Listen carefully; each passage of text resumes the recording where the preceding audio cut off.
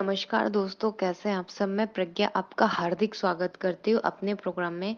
दोस्तों, ये मेरा व्हाट्सएप नंबर है। यदि किसी को भी कुंडली से रिलेटेड जानकारी चाहिए तो आप इस पे संपर्क कर सकते हैं। और यदि मेरा प्रोग्राम आपको अच्छा लग रहा है तो लाइक करो, शेयर करो, प्लीज सब्सक्राइब जरूर करें।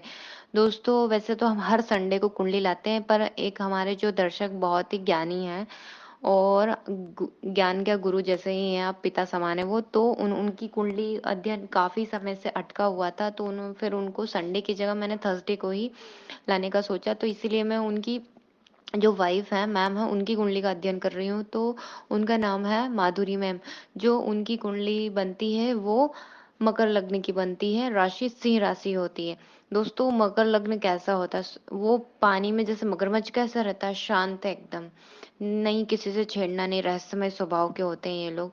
मतलब दिन भर इनके दिमाग में कुछ चलता रहेगा पर किसी को पता नहीं चलेगी वो क्या सोच रहा है। और काफी आध्यात्मिक होते हैं ये लोग और कर्म में विश्वास रखते हैं। मतलब ठान लिया तो ठान लिया ऐसे। और दोस्तों, ये है जो इनका जन्म है वो 17/7/1969, 19:35 शुक्ल पक्ष की तृतीया, नक्षत्र इनका मघा है, नक्षत्र स्वामी केतु है, द्वितीय चरण है, योग व्यतिपात योग है, दिन गुरुवार। दोस्तों, मकर लग्न पृथ्वी तत्व और चर स्वभाव इसका। और इनकी जो राशि है वो सिंह है, अग्नि और स्थिर स्वभाव। और गण इनके राक्षस है जो कि काफी अच्छे हैं। कुंडली काफी अच्छी है, धन से रिलेटेड काफी अच्छी है ये कुंडली। इनके कुछ क्वेश्चन थे, उन्हीं क्वेश्चन के बारे में हम जवाब दे रहे हैं। दोस्तों, इनके कुछ चीजें बहुत अच्छी हैं। जैसे बुध स्वग्राही है, शुक्र स्वग्राही है, मंगल स्वग्राही है, शनि ही नीच के हैं। बाकी ऐसे ही बहुत सारे ग्रह अपने खुद के घर में बैठे हुए हैं। और कालसर्प दोष भी है इनको, क्योंकि सारे ग्रह राहु केतु के मध्य आ गए। और इनका लग्न अस्त है 4 डिग्री पे, सूर्य 1 मृत अवस्था में है, चंद्रमा 4 डिग्री बाल अवस्था में, मंगल 8 डिग्री पे वृद्धावस्था में, शनि नीच के हैं, बुध 25 डिग्री पर अस्त है और मृत अवस्था में है। दोस्तों, गुरु वृद्ध अवस्था में 6 डिग्री पर, शुक्र 18 डिग्री पर कुमार अवस्था में अच्छे हैं, शनि भी 14 डिग्री पर युवा है, राहु और केतु मृत है 0 डिग्री पे। दोस्तों, इनको अभी राहु की महादशा चल रही 2035 है। और जो कि अमूमन 18 वर्ष तक की रहती थी, तो बाकी समय तो निकल गया पर कुछ अभी बचा है। इसके बाद इनके योगिनी दशा भी इनको राहु की चल रही है, जो कि राहु केतु की संकट जिसको बोलते हैं, जो 2029 तक है।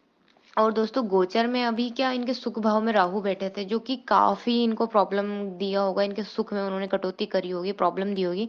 पर अब क्या है, जो इनके पराक्रम भाव में राहु जा रहे हैं वहां बड़े अच्छे रिजल्ट मिल जाएंगे, क्योंकि राहु वैसे भी इनकी कुंडली में पराक्रम भाव में ही बैठे हैं। तो वहां से इनको पावर मिल जाएगा। और दूसरा केतु है जो भाग्य भाव में बैठे हैं, तो ये धर्म कर्म में थोड़ा सा इंटरेस्ट इनका बढ़ जाएगा।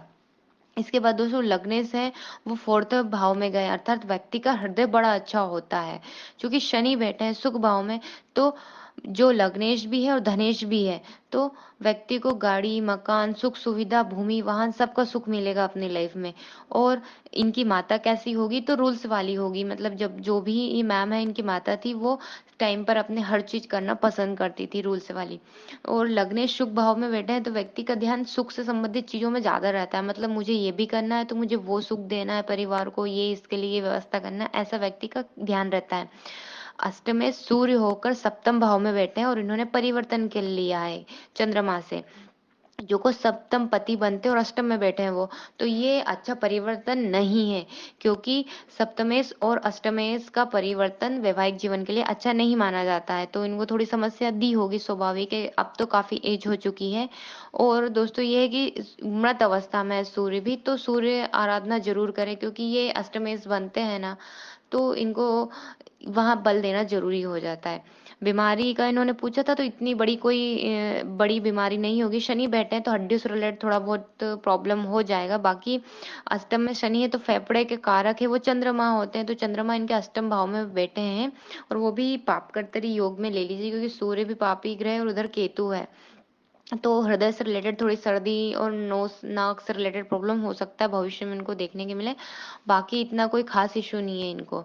और कुंडली बहुत अच्छी है, धन के हिसाब से बहुत अच्छी है, क्योंकि लग्न पति और धनपति दोनों शनि है और शुभ भाव में जाके बैठे हैं, तो क्या व्यक्ति जब शनि जब फोर्थ हाउस में होता है ना, सुख के भाव में, तो व्यक्ति को हर तरह का सुख मिलता है अपनी लाइफ में।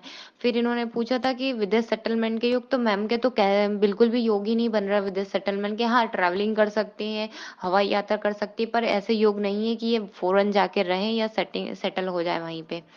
इसके बाद है, अधिकतर इनके काम सब डिले से ही होंगे, क्योंकि लग्न और नवमांश दोनों में शनि ही इनको देख रहे हैं लग्न को, तो सारे काम होंगे पर विलंब से होंगे। और अभी गोचर अच्छा आया है अक्टूबर से, 30 अक्टूबर से, तो आप बस उसमें ध्यान रखिएगा, तो उसमें आपको आपकी जो भी इच्छा हुई ना पराक्रम करिएगा तो 100% वो चीज मिल जाएगी।